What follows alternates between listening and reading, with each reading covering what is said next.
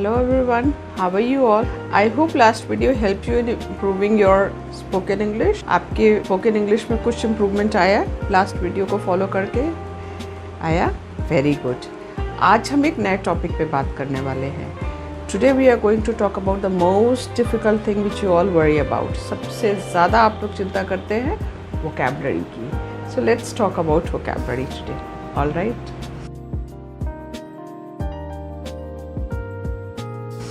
सो vocabulary का नाम लेते ही सबसे पहले आप लोग बड़े बड़े डिफ़िकल्ट वर्ड्स निकालते हैं, उनकी वर्ड मीनिंग्स निकालते हैं और उनको एक नोटबुक पे नोट कर लेते हैं, ये सोच के कि उसको याद करेंगे और आगे आप उसको यूज़ करेंगे.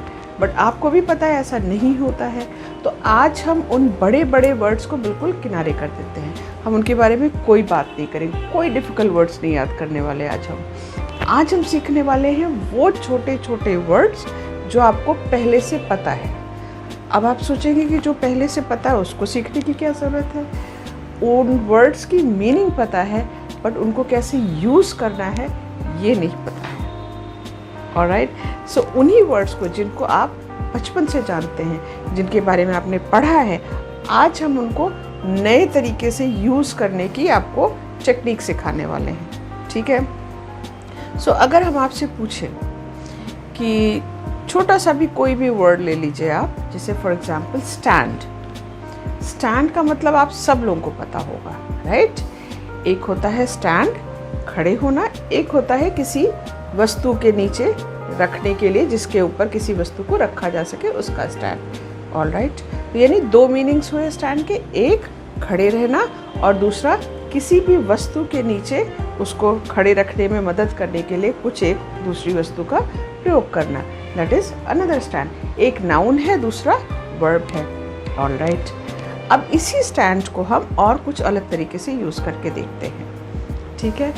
सबसे पहले हम यूज़ करेंगे stand about.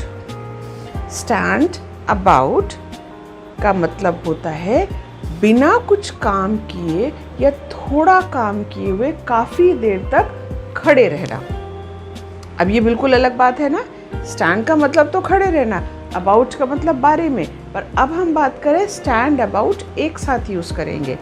For example, we had to stand about for long time when we were waiting for the chief guest to come for the function.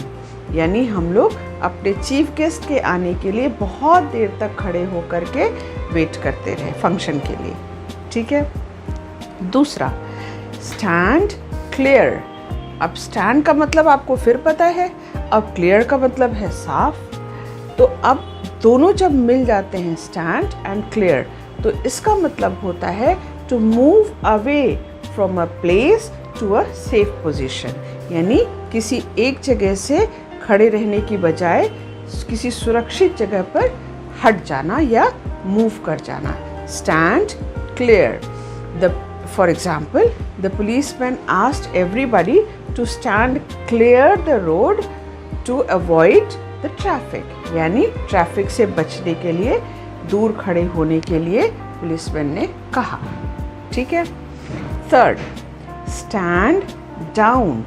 अब अगेन स्टैंड का मतलब आपको पता है और डाउन का भी मतलब पता होगा. डाउन का मतलब नीचे. तो यहाँ पर जब हम एक साथ यूज़ कर रहे हैं स्टैंड डाउन, स्टैंड डाउन का मतलब होता है अपनी पोजीशन को छोड़ना, टू लीव योर जॉब और position. For example, the president decided to stand down from his job, from his post because of his health.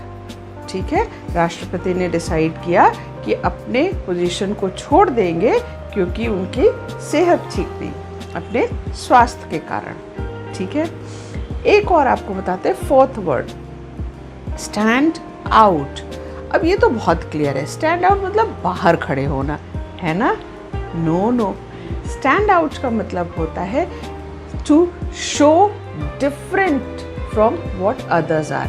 यानी बाकी सभी लोग चीज़ों से, व्यक्तियों से, वस्तुओं से अलग दिखना, उसको बोलते हैं स्टैंड आउट.